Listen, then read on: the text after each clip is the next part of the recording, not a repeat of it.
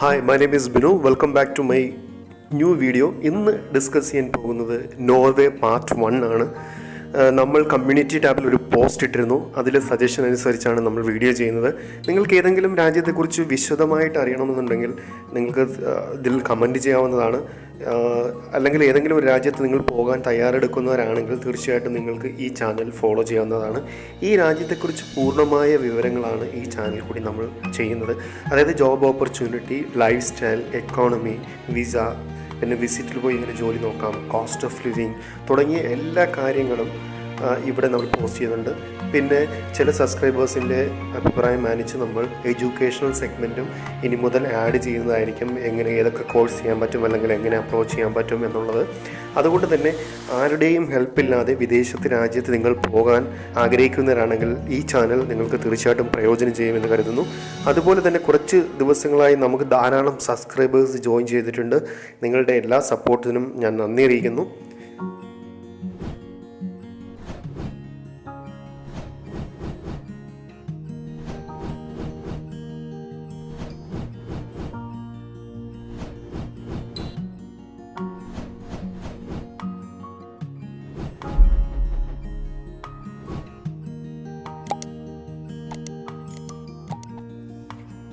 Norway ഒരു Scandinavian രാജ്യമാണ്. വളരെ ബ്യൂട്ടിഫുൾ ആയിട്ടുള്ളൊരു രാജ്യമാണ്. ഇവിടുത്തെ പോപ്പുലേഷൻ നോക്കിക്കഴിഞ്ഞാൽ 5.368 മില്യനാണ് വരുന്നത്.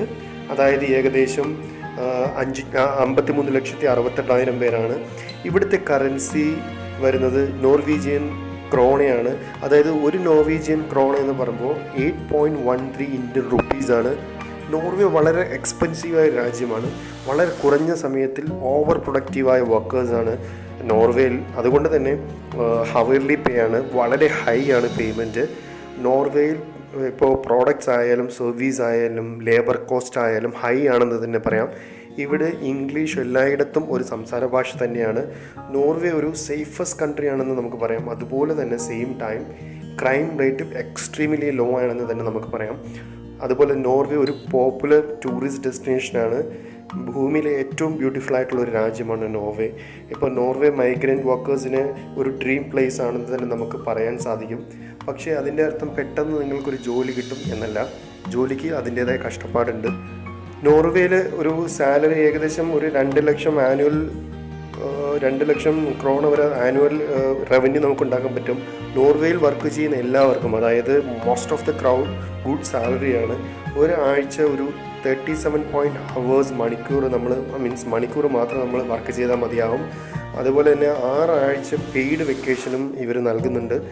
ടാക്സ് 35% മുതൽ 45% ആണ്. ഇത് നിങ്ങൾ നോക്കിക്കഴിഞ്ഞാൽ ടാക്സ് വളരെ ഹൈ ആയി ചാർജ് ചെയ്യുന്ന ഒരു രാജ്യമാണെന്ന് തന്നെ പറയാം. പക്ഷേ നിങ്ങൾക്ക് മെഡിക്കൽ ഫെസിലിറ്റി, പിന്നെ ഡെൻ്റൽ കെയർ, എഡ്യൂക്കേഷൻ, അതുപോലെ തന്നെ യൂണിവേഴ്സിറ്റി ലെവലുള്ള എഡ്യൂക്കേഷൻസ്, പിന്നെ സോഷ്യൽ സെക്യൂരിറ്റി, പിന്നെ ഗ്രേറ്റ് ഇൻഫ്രാസ്ട്രക്ചറാണ്.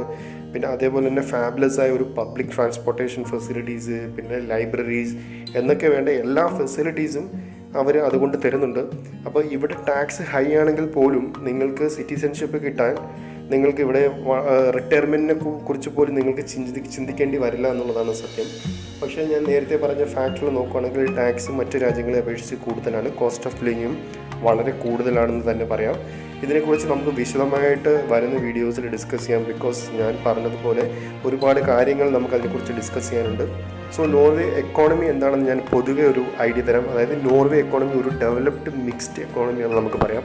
എന്നാലും എല്ലാ എക്കോണമിയെ പോലെയും കുറച്ച് സെൻസിറ്റീവ് തന്നെയാണ്. വളരെ ഹൈ സ്റ്റാൻഡേർഡ് ഓഫ് ലിവിങ് ആണ്. അതായത് മറ്റ് യൂറോപ്യൻ രാജ്യങ്ങളെ കമ്പയർ ചെയ്യുമ്പോൾ സ്ട്രോങ് കണക്റ്റഡ് ആയിട്ടൊരു വെൽഫെയർ സിസ്റ്റമാണ് നോർവേയിലേത്.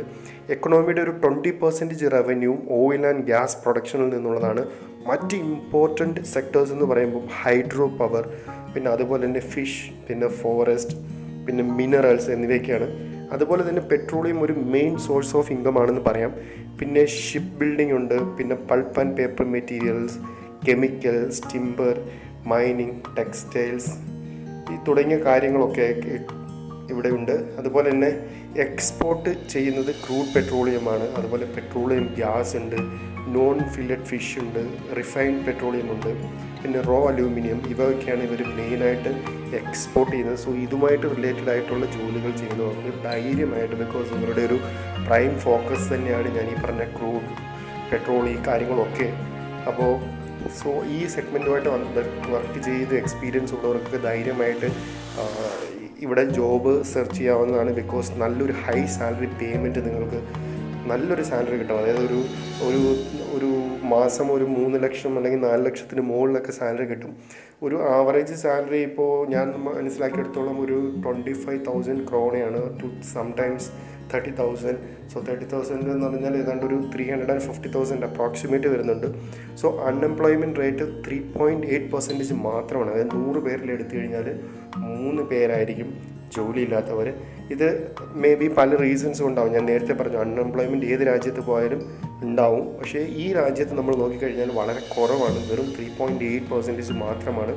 ഇത് ഫെബ്രുവരി 2020 കണക്കനുസരിച്ചാണ് ഞാൻ പറഞ്ഞത്. ഇനി പോപ്പുലർ ഗ്രാജുവേറ്റ് ജോബ്സ് നോക്കിക്കഴിഞ്ഞാൽ കൺസ്ട്രക്ഷൻ സെഗ്മെൻറ്റ്സ്, അതായത് എൻജിനീയേഴ്സ് തുടങ്ങിയ സെക്ടേഴ്സിൽ, പിന്നെ ഡ്രാഫ്റ്റ്മാൻസ്, പിന്നെ അതുപോലെ തന്നെ ഹെൽത്ത് കെയർ ഡിപ്പാർട്ട്മെൻറ്റ്സിൽ നഴ്സസ് അങ്ങനെ തുടങ്ങിയവർ, പിന്നെ IT കമ്മ്യൂണിക്കേഷൻസിൽ വർക്ക് ചെയ്യുന്നവർ, ഓയിൽ ആൻഡ് ഗ്യാസ്, പിന്നെ ടൂറിസത്തിൽ വർക്ക് ചെയ്യുന്നവർ, ഇവയൊക്കെയാണ് ഗ്രാജുവേഷൻ ലെവലിൽ നിങ്ങൾക്ക് ട്രൈ ചെയ്യാവുന്ന ജോബ്സ്. സോ നിങ്ങളൊരു ഗ്രാജുവേറ്റ് വിത്ത് എക്സ്പീരിയൻസ് ആണെങ്കിൽ നിങ്ങൾ ഈ പറഞ്ഞ സെഗ്മെൻറ്റിൽ ജോലിക്ക് ശ്രമിക്കാവുന്നതാണ്. അതുപോലെ തന്നെ പറയാനുള്ളത്, ഈ പറഞ്ഞ പോലെ nursing and health care jobs, അഥവാ എസ്പെഷ്യലി പുറത്തുനിന്ന് വരുന്നവർക്ക് വൻ ഡിമാൻഡ് തന്നെയാണ്. നോർവേയിൽ അതിനെക്കുറിച്ച് വിശദമായിട്ട് അവർ പറയുന്നുണ്ട്. നോർവേയിൽ അതുപോലെ തന്നെ ഷെഫ്, വെയിറ്റേഴ്സ്, ഇങ്ങനെ ചെറിയ ജോലി ചെയ്യുന്നവർക്കും ശരിക്കും പറഞ്ഞാൽ ട്രൈ ചെയ്യാവുന്നതാണ്. ഇവിടുത്തെ മെയിൻ സിറ്റീസ് എവിടെയാണ്, അല്ലെങ്കിൽ എന്തൊക്കെ ജോലിയാണ്, എവിടെയൊക്കെയാണ് നോക്കേണ്ടതെന്നുള്ളത് ഞാൻ വരുന്ന എപ്പിസോഡിൽ അല്ലെങ്കിൽ വരുന്ന പാർട്ടിൽ ഉൾപ്പെടുത്താം. ബിക്കോസ് ഇത് ഫസ്റ്റ് വീഡിയോ അതുകൊണ്ട് ഈ കോമൺ ഡീറ്റെയിൽസാണ് ഞാൻ ഷെയർ ചെയ്യുന്നത്. അതുപോലെ തന്നെ ബസ് ആൻഡ് ടാക്സി ഡ്രൈവേഴ്സ് എന്നീ പ്രൊഫഷനുള്ളവർക്ക് ജോലി എളുപ്പം കണ്ടെത്താം. സ്വാഭാവികമായിട്ടും ലൈസൻസ് ഫോർമാലിറ്റീസ് നമ്മൾ ഫുൾഫിൽ ചെയ്യേണ്ടി വരും. അതുകൊണ്ട് തന്നെ വേറൊരു രാജ്യത്ത് ഇൻ്റർനാഷണൽ ലൈസൻസ് ഒക്കെ ഉള്ളവരാണെങ്കിൽ ഷിഫ്റ്റ് ചെയ്യാൻ ആഗ്രഹിക്കുന്നുണ്ടെങ്കിൽ നിങ്ങൾക്ക് ഈ ടാക്സി ഡ്രൈവേഴ്സ്, അതുപോലെ തന്നെ ബസ് ഡ്രൈവേഴ്സിനൊക്കെ നല്ല ഓപ്പർച്യൂണിറ്റിയാണ്. അതുപോലെ തന്നെ കൺസ്ട്രക്ഷൻ വർക്കേഴ്സിനും വലിയ ഡിമാൻഡ് തന്നെയാണ്. ഡിമാൻഡ് വെച്ചാൽ നമ്മൾ കൺസ്ട്രക്ഷൻ സെഗ്മെൻറ്റിൽ വർക്ക് ചെയ്യുന്നവർക്ക് സാലറി വളരെ ഹൈ ആണ്. മറ്റു പ്രൊഫഷനെ കമ്പയർ ചെയ്ത് നോക്കുമ്പോൾ ഇവരുടെ സാലറിയും വളരെ കൂടുതലാണ്. ഇവിടെ റിയൽ എസ്റ്റേറ്റ് ഒരു വലിയ ബിസിനസ് തന്നെയാണ്. കാരണം വളരെ തുച്ഛമായ എമൗണ്ടിന് മോർഗേജ് ലോൺ നിങ്ങൾക്ക് കിട്ടും. അതുകൊണ്ട് തന്നെ നോർവേയിൽ ലോങ് ടൈം സ്റ്റേ ചെയ്യുന്നവർ റെൻ്റൽ സിസ്റ്റം ഒഴിവാക്കി ഒരു മോർഗേജ് ലോൺ സ്വന്തമാക്കി സ്വന്തം വീട്ടിൽ താമസിക്കുന്നവരാണ്. അതുപോലെ തന്നെ സ്കൂളിലേക്ക് കെയർ ടേക്കേഴ്സ് ജോബ്, പിന്നെ സോഫ്റ്റ്വെയർ ഡെവലപ്പേഴ്സ്, സിവിൽ എഞ്ചിനീയേഴ്സ് എന്നീ വേക്കൻസികൾ ഒരു റെഗുലറായിട്ട് നമുക്ക് ന്യൂസ് പേപ്പേഴ്സിലൊക്കെ കാണാൻ തന്നെ പറ്റും. അതുപോലെ തന്നെ അഗ്രികൾച്ചറൽ ജോബ് റിലേറ്റഡ് ജോബ്സ് ഉണ്ട്. ചെറിയ അൺസ്കിൽഡ് ജോബ്സ് ചെയ്യുന്നവർക്കും പോകാൻ പറ്റുന്ന ഒരു സ്ഥലമാണ്. ഇത്തരം ചെറിയ ജോലി പോകുന്നവർ ഏജൻസി മുഖേനയോ അല്ലെങ്കിൽ വ്യക്തമായ എംപ്ലോയർ കോൺടാക്റ്റ് വഴി മാത്രം പോവുക. കാരണം നിങ്ങൾക്ക് അവിടെ പോയൊരു ജോലി അല്ലാതെ കണ്ടുപിടിക്കുക എന്ന് പറഞ്ഞാൽ കുറച്ച് അല്ലെങ്കിൽ അത്രത്തോളം പരിചയമുള്ളവരാണ് എങ്കിൽ അങ്ങനെ കണ്ടുപിടിക്കാനോ അല്ലെങ്കിൽ ഇപ്പം ആൾക്കാരോട് സംസാരിക്കാനൊക്കെ അത്രയും ഇൻട്രസ്റ്റ് ഉള്ളവരാണ് എങ്കിൽ മാത്രം ആ രീതിയിൽ ട്രൈ ചെയ്യുക. ഇനി ഗ്രാജുവേറ്റ്സിൽ നിന്ന് മുകളിലോട്ടുള്ളവർക്ക് വിസിറ്റിൽ പോയാലും ജോലി ലഭിക്കും എന്നാണ് എനിക്ക് മനസ്സിലായത്. എന്നാൽ വളരെ ചെറിയ ജോലി നോക്കുന്നവർ ഏജൻസി വഴിയോ അല്ലെങ്കിൽ വ്യക്തമായ റെഫറൻസ് വഴിയോ പോകുന്നതായിരിക്കും നല്ലത്. എന്നാലും നിങ്ങളുടെ എക്സ്പീരിയൻസ്, നിങ്ങളുടെ എഡ്യൂക്കേഷൻ അനുസരിച്ച് നിങ്ങൾക്ക് ജോലി നേടാവുന്നതാണ്. ഇനി നിങ്ങൾക്ക് വളരെ എളുപ്പത്തിൽ കണ്ടുപിടിക്കാവുന്ന കുറച്ച് ജോലികൾ ഞാൻ പറയാം. ഒന്ന് ടൂറിസ്റ്റ് ഗൈഡാണ്. അതിൽ ഇംഗ്ലീഷ് മസ്റ്റാണ്. നല്ല ലാംഗ്വേജ് ഉണ്ടെങ്കിൽ മാത്രമേ ടൂറിസ്റ്റ് ഗൈഡ്സ് ജോബ് കിട്ടുള്ളൂ. പിന്നെ ഹോട്ടൽ റൂം ക്ലീനേഴ്സ്, അതിന് ഒരുപാട് വേക്കൻസീസ് അവൈലബിൾ ആണ്. പിന്നെ waiters, dish washers, fish plant workers, NGO ക്യാൻവാസേഴ്സ്, ബാറ്റനൻസ്, പിന്നെ ക്ലീനേഴ്സ്, ഇത്തരം ജോലിയാണ് വളരെ എളുപ്പത്തിൽ നിങ്ങൾ കണ്ടെത്താൻ സാധിക്കുന്നത്. ഈ രാജ്യത്തെക്കുറിച്ച് കൂടുതൽ വിവരങ്ങൾ, അതായത് ജോലി എങ്ങനെ അപ്ലൈ ചെയ്യണം, വിസിറ്റിൽ പോകാമോ, മറ്റു വിസ ഫോർമാലിറ്റീസ് എന്നിവ അടുത്ത വീഡിയോ നമ്മൾ ഉൾപ്പെടുന്നതായിരിക്കും. സോ ഈ വീഡിയോ ഇഷ്ടപ്പെട്ടെങ്കിൽ തീർച്ചയായിട്ടും ലൈക്ക് ചെയ്യുക. Thank you.